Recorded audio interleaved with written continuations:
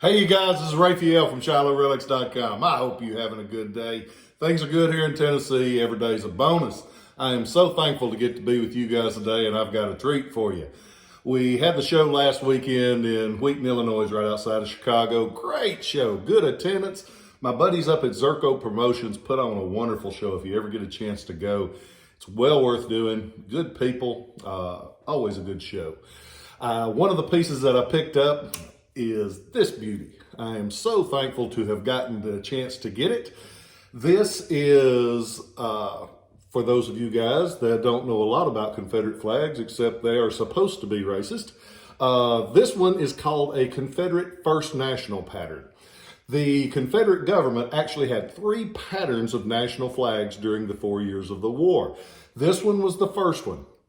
There's a little disagreement about who designed it, but it is most widely believed that there was a Prussian American artist in Marion, Alabama, Nicolas Marchal, that designed it. He actually, it makes more sense that he did it because the way that you've got the red, white, and red is very similar to the Austrian flag. So he kind of incorporated the Austrian flag with the stars on the blue field like the American flag, the regular United States flag. So he kind of made a mashup of an Austrian flag and the stars from the American flag. The star pattern is actually interesting on these early flags. The flags show up with different amounts of stars because of the amounts of states that the Confederacy had at the time that they were made. The 7th star is the earliest pattern. That was the one that was officially adopted that they say Marshall designed. March 4th, 1861. There were 7 states, the original 7. The 9 star like this has is the one from May 21st to July 2nd, 1861. And that's when they entered Virginia and Arkansas. You'll see them with 11 stars and finally with 13 stars. The 11 star pattern is after they admitted Tennessee and North Carolina to the Confederacy. The last version of this one will have 13 stars up in that blue field. Why would they have 13 stars? Because they went ahead and added Missouri and Kentucky. Neither state actually seceded, and seceded means just you left. You left, and there was no law against secession. There was nothing in the Constitution that said a state could not leave. When you hear and you see all of this Constitution and Union, Constitution didn't say you couldn't leave. We found out you can't because it caused a lot of trouble, and 4 years worth of hell later, nobody can leave the U.S.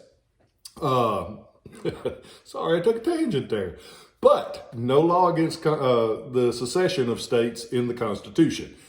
So, my tangent made me lose my train of thought. But the 13th star they used until November 28th, 61. Why did they go to a second pattern? Because if you look at this, it looks a lot like the basic design of a United States flag. And you can imagine if you're using this in battle and you're using it in camp, the wind isn't blowing, the flag's just kind of hanging there, and you couldn't tell if it was a U.S. or a CS flag. That caused a problem. Plus, a lot of folks in the South didn't like the flags looking like that of the North, because one of the things that they did by secession was that we did not want to be, at that time, a part of the North. And I say we because I am in the South, not because I believe we ought to leave, not because I'm racist, not because of anything. Telling you, the South left, and I live in the South. Being in the South does not make you a racist. I love all people. I love good people. There's so many good people, and it don't matter what flavor you are. If you're a good person, you're a good person. If you ain't a good person, you ain't a good person. Simple as that. Another tangent. I warned you about them. So, what did they do with the second flag? They call it call it the stainless banner, the second national flag. It looks like this, completely different flag. You knew from 100 yards, you knew from a mile away what flag that was. It incorporated the one in the corner that is known as the battle flag. Battle flag was never officially adopted by the Confederate government, even though it was used all over during the war. But that's the Confederate battle flag. It is done in the shape of a cross. Why is it done in the shape of a cross? Because it's called the St. Andrew's cross. Jesus was crucified like this. St. Andrew said, I am not worthy to be crucified like my Lord, so he was crucified like this. St. Andrew's cross is what the battle flag technically is, or officially, not officially, is known as. As for this one, you always hear the word stars and bars. And all the ignorant people say that the battle flag is the stars and bars. No, the stars and bars is this flag. This is the flag that is officially known and was known at the time as the stars and bars because it had the stars, it had the 3 bars. So when you hear those people saying, we got to take down the stars and bars, and they're pointing to the battle flag, that shows how ignorant they are. We got to take down the ignorance, not the flag. There's a big damn difference. And if y'all don't know the difference, you need to study. This flag, it has a cool history. This flag was taken home after the war to Indiana. In about 1973, 2 flags show up at a flea market in Shipshewana, Indiana. This is one of the 2 flags. It's the first national, all made out of cotton, hand sewn. It's got the applied stars on both sides, so you can see the stars no matter which side you're looking at.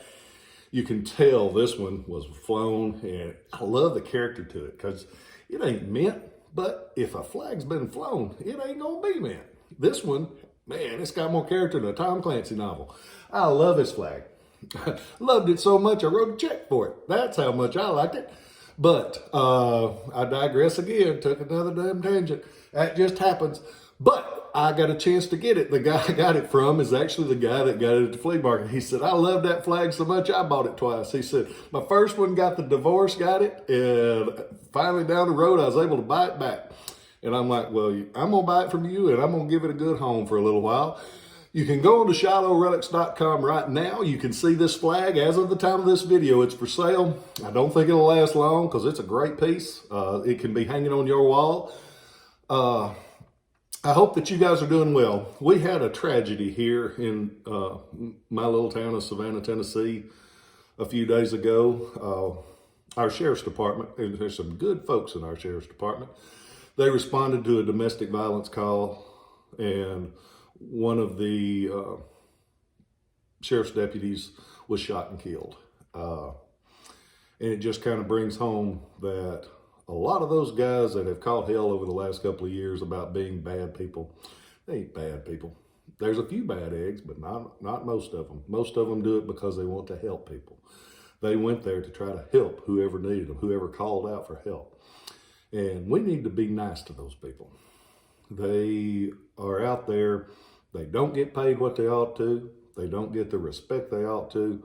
And I just want you to know that I support you.